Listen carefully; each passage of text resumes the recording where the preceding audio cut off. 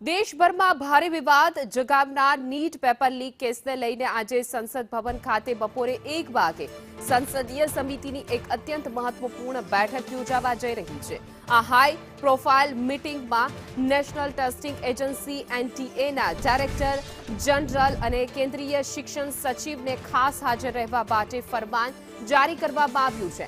NTA ચીફે સમિતિ સમક્ષ paper leak કેવી રીતે થયું તેની સત્તાવાર સ્પષ્ટતા આપવાની રહેશે।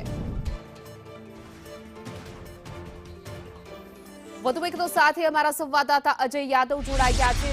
जी अजय, नीट पेपर लीक के बाद ये बैठक महत्वपूर्ण है, क्या कुछ इसमें चर्चा होगी, क्या कुछ स्पष्टता करनी होगी?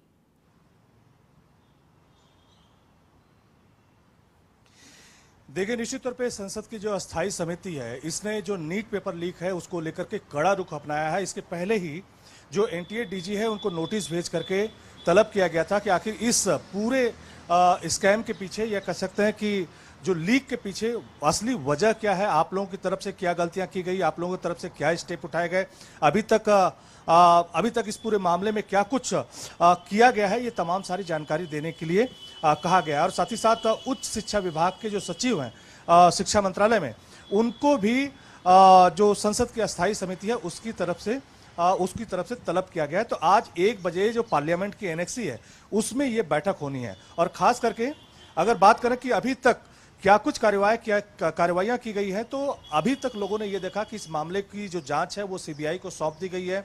10 से ज्यादा लोग इस मामले में गिरफ्तार किए गए हैं सीबीआई के द्वारा। और जो मेन किंग पिन है वो शिवराज है, जो आरसीसी का मालिक है, ये लोगों ने देखा है। और ये देखा है कि किस तरह से पूरा पेपर लीक कराने का जो धंधा है वो कहीं ना कहीं इसी साल नहीं बल्कि उसके तार पिछले साल से भी जुटते हुए नजर आ रहे हैं। और खास करके शिवराज के बारे में कहा जाता है कि वो 1500 करोड़ का मालिक हो चुका है और महाराष्ट्र के कई हिस्सों में उसके पूरे तार फैले हुए हैं। बहुत सारी जगहों पे कोचिंग संस्थान उसके फैले हुए हैं।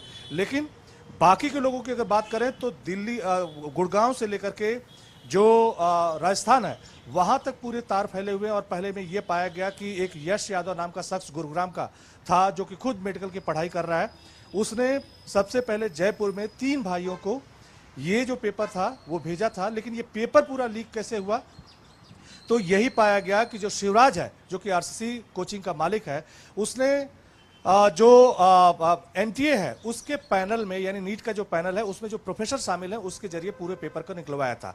तो ये अभी मोटा मोटी चीजें बाहर आई हैं। लेकिन एनटीए की तरफ से आधिकारिक तौर पे जो संसद की अस्थायी समिति है उसको पूरी इंफॉर्मेशन दी जाएगी कि अभी तक इस मामले में क्या कुछ हुआ है और खुद एनटीए की गलती कहाँ है वो भी जानकारी उनको देनी पड़ेगी। जी बिल्कुल अजय, समग्र माहिती आपवा बदल आपनो आभार।